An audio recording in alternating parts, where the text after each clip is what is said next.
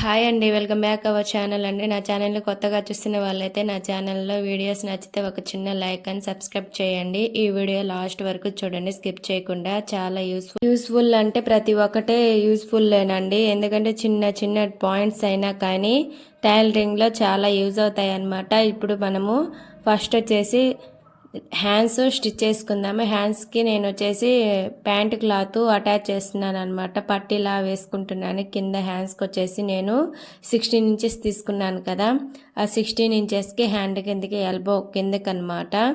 ఇక్కడ చూడండి ఎన్ని ఇంచెస్ తీసుకుంటున్నానంటే 2 ఇంచెస్ వరకు తీసుకుంటున్నాను.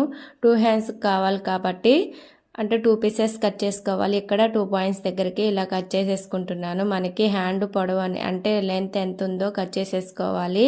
అంత పెట్టేసి నేను ఇక్కడ వచ్చేసి 2 పీసెస్ ఇలా 2 పీసెస్ కట్ చేసుకున్నాం కదా, వీటిని వచ్చేసి ఇప్పుడు హ్యాండ్స్కి జాయిన్ చేసుకోవాలండి.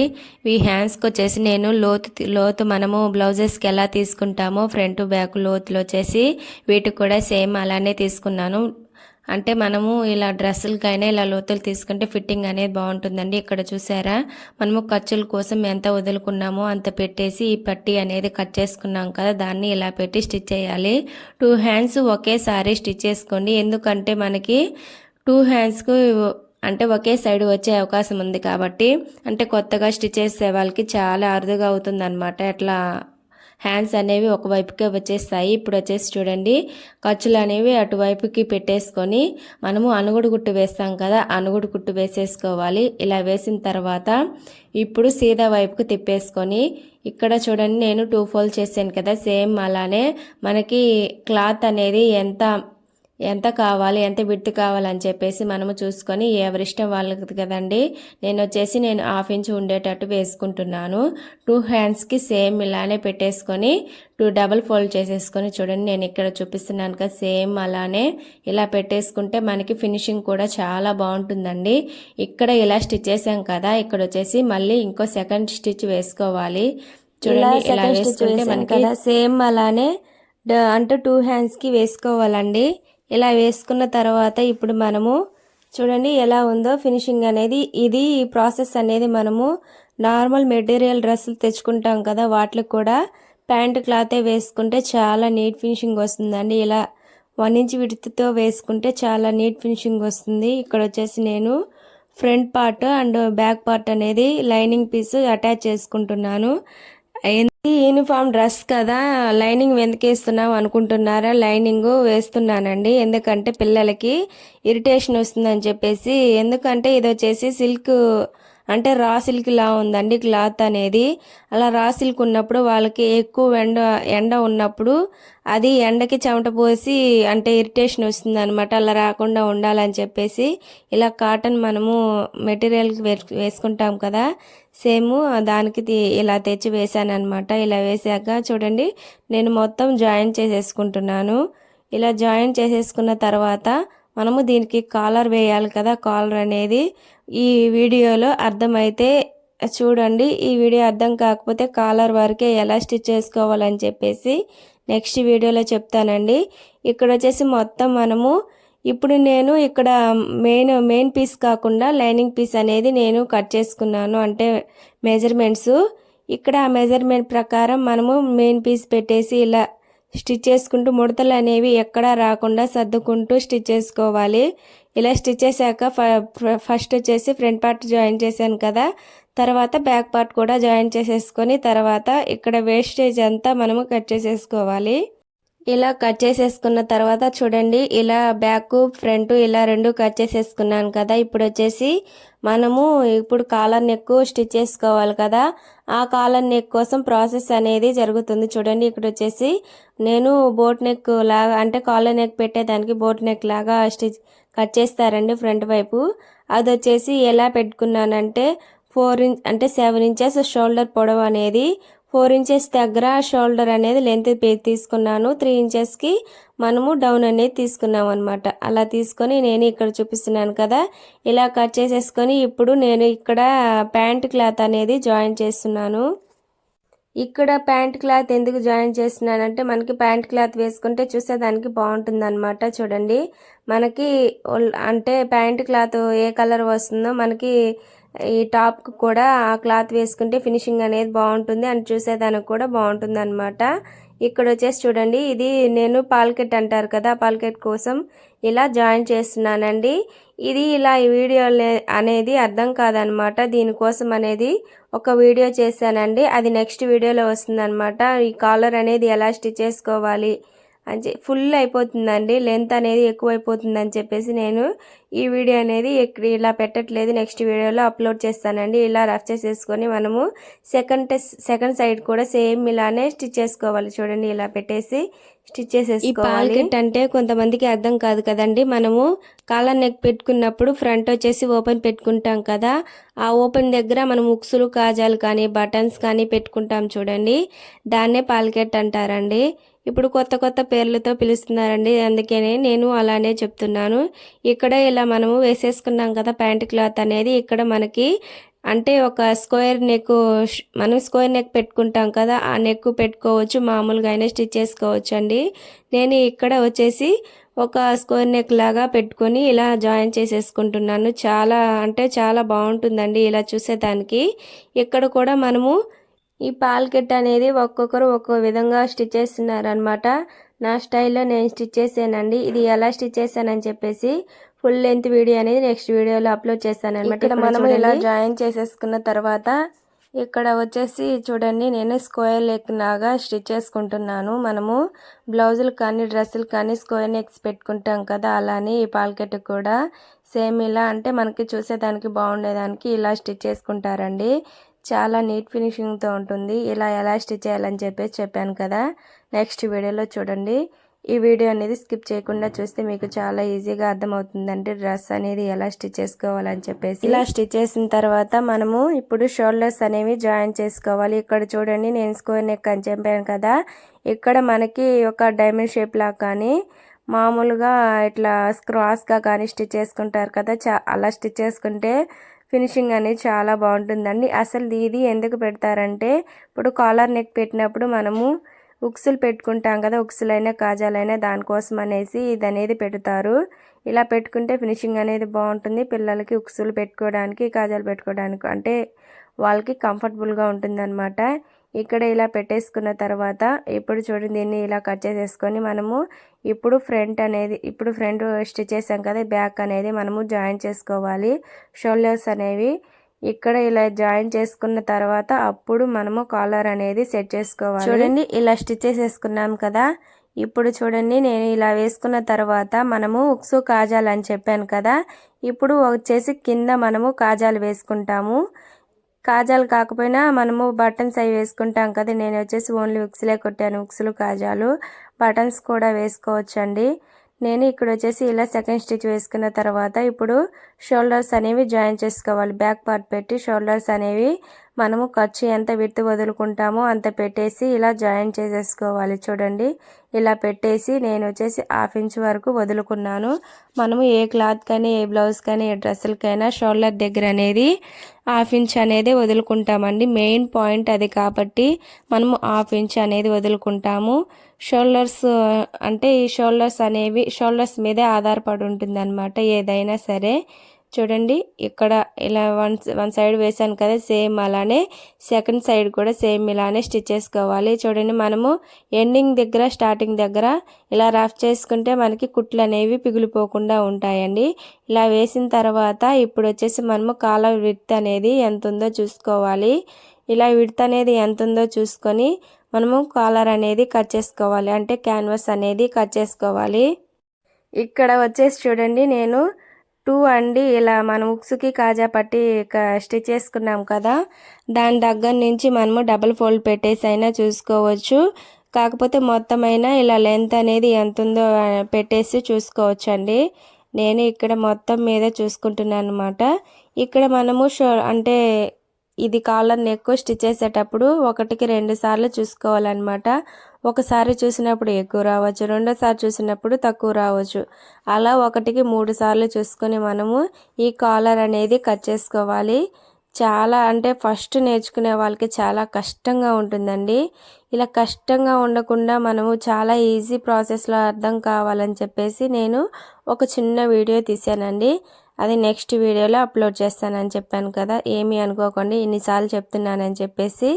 ఇప్పుడు మనము కాలర్ విడ్త్ అనేది తీసుకున్నాం కదా, ఆ విడ్త్ అనేది ఇక్కడ మనము క్యాన్వాస్ మీద పెట్టి స్టిచ్ అంటే మనము మార్కింగ్ వేసుకొని కట్ చేసుకోవాలి.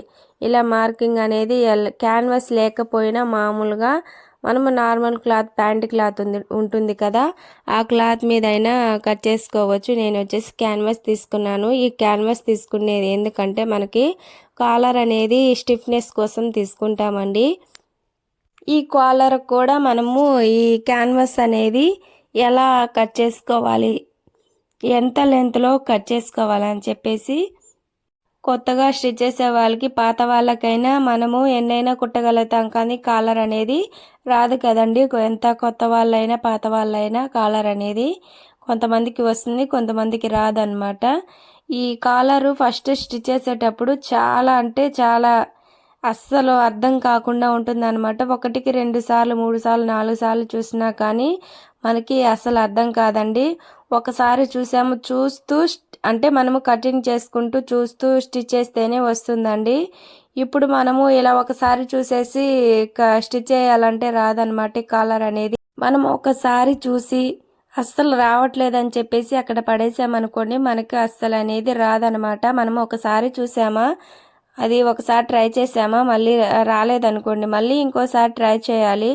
అలా ఇంకా ట్రై చేసి ఒకసారి 2 సార్లు 3 సార్లు ట్రై చేసినా రాలేదు, 5th టైం అయినా వస్తుంది కదండి. అలా అని చెప్పేసి మనము ఫస్ట్ అటెంప్ట్లోనే రావాలంటే ఎవరికి రాదు. మనము ట్రై చేస్తూ ఉండాలి. మనకి ఇష్టంగా చేస్తేనే పని అనేది వస్తుందండి. మనకి రావాలి అని చెప్పేసి అనుకుంటేనే వస్తుంది. ఇక్కడ ఇలా చూడండి, కాలర్ అనేది మనము ఎంత విడుతుంది అంటే షోల్డర్ అంతా మనము లెంత్ తీసుకున్నాం కదా, ఆ లెంత్ అనేది మనము ఇలా క్యాన్వాస్ మీద పెట్టేసి చూసుకోవాలండి. ఇలా చూసుకున్న తర్వాత మనకి కాలరు షేప్ తీసుకోవాలి. షేప్ అనేది ఒక్కొక్క విధంగా తీసుకుంటారు, మనకి ఇష్టం అండి. మనం ఏ షేప్ అంటే ఏం లేదండి, ఓన్లీ కాలర్ ఎలా ఉంటుంది సేమ్ అలానే కట్ చేసేసుకోవడమే. ఈ కాలర్ కట్ చేసేటప్పుడు కూడా మనము ఒక జాగ్రత్తలు తీసుకోవాలండి. ఎందుకంటే మనము 1 ఇంచ్ పెట్టి కట్ చేస్తాం కదా, ఇక్కడ మనము షోల్డర్ విడ్త్ అనేది ఎంత ఉంది అని చెప్పేసి మనము తీసుకున్నాం కదా, కొలత అనేది ఒక్కోసారి ఎక్కువైపోతుంది, ఒక్కోసారి తక్కువైపోతుంది అనమాట. అది మనం కట్ చేసుకునే దాంట్లో కూడా ఉంటుందండి. అది ఎలా కట్ చేసుకోవాలని చెప్పేసి వీడియో చేస్తాను కదా, అది చూపిస్తానండి. వీడియో మిస్ అవ్వకుండా చూడండి, అప్లోడ్ చేస్తానండి. నా వీడియోస్ కనుక మీకు నచ్చినట్లయితే ఒక చిన్న లైక్ చేయండి అండ్ సబ్స్క్రైబ్ కూడా చేయండి. అండ్ వీడియోస్ నచ్చాయో లేదో కామెంట్ కూడా చేయండి. ఇక్కడ ఇలా మార్కింగ్ వేసేసుకున్నాం కదా మనము, ఇక్కడ మనము ఈ మార్కింగ్ మీదే కట్ చేసుకోవాలండి. మార్కింగ్ పక్కకు కానీ మార్కింగ్ లోపలికి కానీ మనం కట్ చేసుకుంటే మనము ఇప్పుడు కొలతలు పెట్టుకున్నాం కదా, ఆ కొలతలు అనేవి షేప్ అవుట్ అయిపోతాయి అన్నమాట. మనకి కొంచెం అంటే ఒక్క పాయింట్ తక్కువైనా కానీ ఎక్కువైనా కానీ కాలర్ అనేది అస్సలు కుదరదండి. అందుకని చెప్పేసి మనము జాయిన్ చేసుకునేటప్పుడు తగ్గినా ఎక్కినా కానీ అస్సలు చూసేదానికి కూడా స్టిచ్ చేసిన తర్వాత అస్సలు బాగుండదండి. ఇలా కట్ చేసుకున్న దాన్ని మనము ఇప్పుడు ప్యాంట్ క్లాత్ ఉంటుంది కదా, ఆ ప్యాంట్ క్లాత్ మీద పెట్టి ఐరన్ చేసుకోవచ్చు. ఐరన్ లేని వాళ్ళు మనము ఓన్లీ స్టిచ్చింగ్ అయినా వేసుకోవచ్చు అండి. ఇలా స్టిచ్చింగ్ వేస్తే బాగుండదండి, ఇలా ఐరన్ చేసుకుంటే మనకి చూసేదానికి లుక్ వైజ్గా బాగుంటుంది అనమాట. అస్సలు కదలకుండా ఉంటుంది అనమాట. మనము ఐరన్ చేసుకోకుండా ఇలా స్టిచ్ చేస్తే కదులుతూ అంటే పక్కకు వెళ్ళిపోతూ ఉంటుంది. టైలరింగ్ అంటే అంత చిన్న విషయం కాదండి, ఒక్కసారి నేర్చుకుంటే చూడంగానే రాదనమాట. మనము ఎన్నో కుట్టాలి, ఎన్నో పాడు చేసుకోవాలి, నలుగురు చేత మాటలనిపించుకోవాలి, అలా ఉంటుందండి టైలరింగ్ జీవితం అంటే. మనము ఎన్ని పాడు చేసినా కానీ మన పట్టుదల అనేది అస్సలు వదలకూడదు అనమాట. మనం చేయగలం అని చెప్పేసి అనుకోవాలి.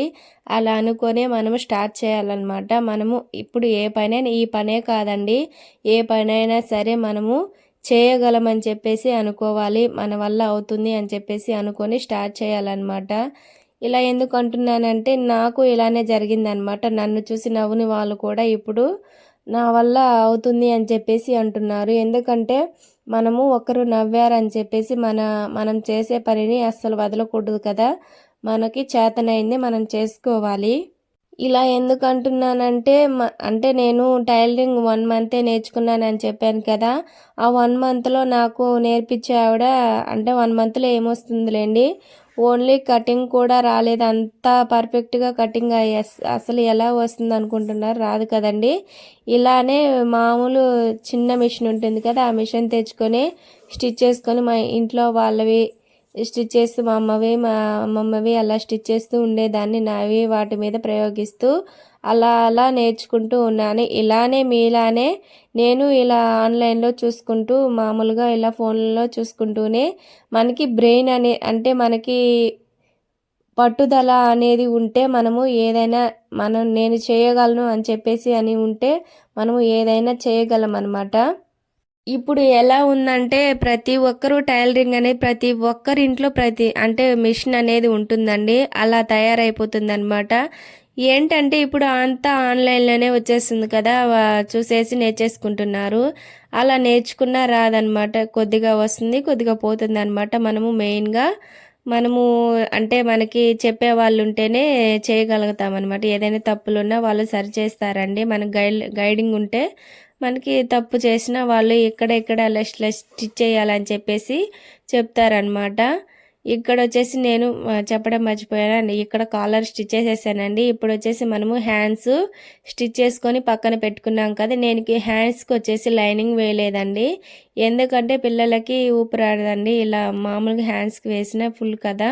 ఇక్కడ నేను షోల్డర్ మధ్యలో నుంచి ఇలా స్టిచ్ చేసుకుంటున్నాను. మనము ఇలా హ్యాండ్స్ జాయిన్ చేసేటప్పుడు మనము ఏ వీడియో అయినా సరే నేను హ్యాండ్స్ జాయిన్ చేసేటప్పుడు హ్యాండ్స్ అనేవి అస్సలు లాగకూడదని చెప్పాను కదా! మనము ఎక్కడ లాక్కోవాలంటే మనము సైడ్ జాయిన్ చేసుకుంటాం కదా! చంక దగ్గర అక్కడ ఓన్లీ మనం ఖర్చు ఎంత వదులుకుంటామో ఆ ఖర్చు దగ్గర నుంచి మనకి సరిపోకపోతే అప్పుడు అంటే క్లాత్ అనేది లాక్కొని అది కూడా మెయిన్ పీస్ అంటే ఫ్రంట్ టు బ్యాక్ పీస్ అస్సలు లాక్కూడదు. ఓన్లీ హ్యాండ్ వరకే లాక్కొని మనకి సరిపోనప్పుడు మనము ఎలా స్టిచ్ చేసుకోవాలి. ఇక్కడ వచ్చేసి ఒక హ్యాండ్ స్టిచ్ చేశాను కదా! సెకండ్ కూడా సేమ్ అలానే స్టిచ్ చేసుకోవాలి. ఇలా స్టిచ్ చేసిన తర్వాత మనము ఒక్క స్టిచ్ అంటే ఒక్క కుట్టుతోనే వదిలేయకూడదండి. డబల్ కుట్టు వేసుకోవాలి. అంటే 2 స్టిచ్‌లు వేసుకున్న తర్వాత అంటే దేనికైనా సరే మనము ఇప్పుడు ఈ డ్రెస్సులకే కాదండి బ్లౌజులకైనా మనము హ్యాండ్స్ జాయిన్ చేసిన తర్వాత డబల్ స్టిచ్ వేసుకోవాలి. దేనికైనా సరే డాట్ పాయింట్‌కైనా ప్రతి దానికి ఇలా డబల్ స్టిచ్ వేసుకుంటే మనకి స్టిచ్చింగ్ అనేది ఊడిపోకుండా ఉంటుంది. ఇప్పుడు మనము ఇక్కడ మనకి అంటే ఫ్రంట్ బ్యాక్ సైడ్ మనము ఖర్చుల కోసం వదులుకుంటాం కదా! ఆ ఖర్చులు అనేవి ఇలా మార్కింగ్ వేసుకున్నాం అనుకోండి మనకి స్టిచ్ వేసుకునేటప్పుడు చాలా తొందరగా అయిపోతుందనమాట. నేను వచ్చేసి 1½ ఇంచ్ అనేది ఖర్చుల కోసం వదులుకొని ఇక్కడ నేరుగా ఇలా స్టిచ్ వేసేసుకుంటున్నాను. చాలా ఈజీ ప్రాసెస్ అండి. ఇక్కడ వచ్చేసి చంక లూజ్ అనేది మనము చూసుకోవాలి. చంక లూజ్ వచ్చేసి 8 పెట్టుకున్నాను. ఇలా పెట్టేసుకొని ఇక్కడ మార్కింగ్ అంటే మనకి షేప్ రావాలంటే ఇలా షేప్ ఇలా పెట్టుకొని మనం కట్ చేసుకునేటప్పుడే వస్తుందనమాట. ఇక్కడ కట్స్ దగ్గరకు వచ్చేసి 1 ఇంచు ఓన్లీ 1 ఇంచు ఉండేటట్టు చూసుకోవాలండి. అలా 1 ఇంచ్ కంటే ఎక్కువ ఉంటే మనకి సైడ్ కట్స్ స్టిచ్ చేస్తాం కదా! అప్పుడు ముడతలు వచ్చేస్తాయండి. ఇలా డబుల్, త్రిబుల్ అంటే మనము ఎన్ని స్టిచ్‌లు కావాల్సుంటే అన్ని స్టిచ్‌లు వేసేసుకొని తర్వాత మనము ఇక్కడ కట్స్ దగ్గరికి అంటే రఫ్ చేసుకుంటాం కదా! ఆ రఫ్ దగ్గరకు వచ్చేసరికి దాని పక్కన వేయకూడదండి. రఫ్ దగ్గరికే వేసుకుంటూ వెళ్ళాలి. ఇలా వేసిన తర్వాత ఇప్పుడు నేను చూడండి సైడ్ కట్స్ స్టిచ్ చేసుకుంటున్నాను. ఇప్పుడు సైడ్ కట్స్ దగ్గరకు వచ్చాం కదా! మనం 1 ఇంచ్ ఎందుకు వదులుకున్నామంటే చూడండి ఇక్కడ మనము సైడ్ కట్స్ స్టిచ్ చేసేటప్పుడు కొంతమందికి ముడతలు వచ్చేస్తాయి చూడండి. అలా ముడతలు ఎందుకు వస్తాయంటే మనం కటింగ్ చేసుకునేటప్పుడు ఎక్కువ 2 ఇంచెస్ కానీ క్రాస్ ఉన్నా కానీ అలానే ముడతలు అనేది తిరుగుతుందండి. ఇక్కడికి వచ్చేసరికి చూడండి కట్స్ పైకి 1 ఇంచ్ పైకి ఇలా మార్కింగ్ వేసేసుకొని మనము కట్స్ అనేది చూడండి నీడిల్ అనేది కిందకి దింపుకొని ఇక్కడ ఒక సైడ్ స్టిచ్ చేసాం కదా! సెకండ్ సైడ్ కూడా సేమ్ అలానే ఇలా మడత వేసేసుకొని ఇలా స్టిచ్ చేశారనుకోండి ముడతలు అనేవి అస్సలు ఎక్కడా రావు అనమాట. ఇలా రాకుండా ఉండాలంటే మనము కటింగ్‌లోనే ఉంటుందన్నమాట. ఆ కటింగ్ వీడియో కూడా అప్లోడ్ చేశానండి.